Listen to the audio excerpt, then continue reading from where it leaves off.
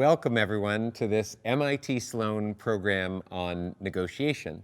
I'm really excited to have you here for this course, and I want to tell you a little bit about the experience that you're going to have. So we've created this course to give you many different modalities in terms of your learning.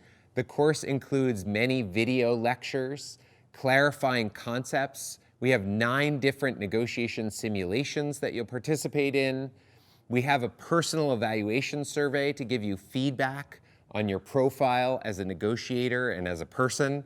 And we even measure facial expressions in the negotiation so that you can get some feedback on the impressions that you're making on others through the expressions that you carry on your face.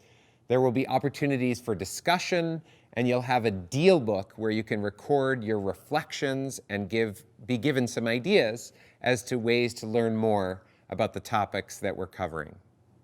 We've thought a lot about the organization of this course.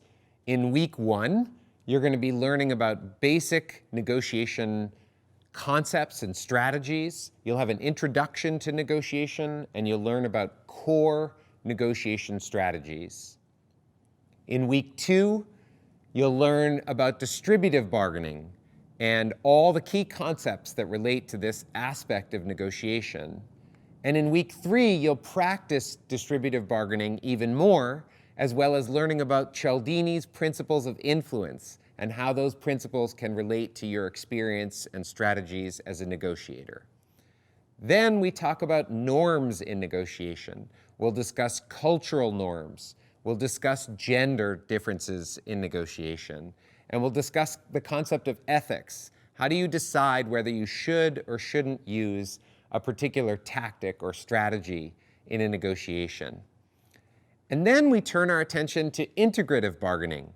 We'll talk about how to expand the pie and create value in your negotiation so that hopefully both sides will get a reasonable deal and you can maintain the relationship through the process of negotiating. Then we turn to my favorite topic, which is called subjective value in negotiation.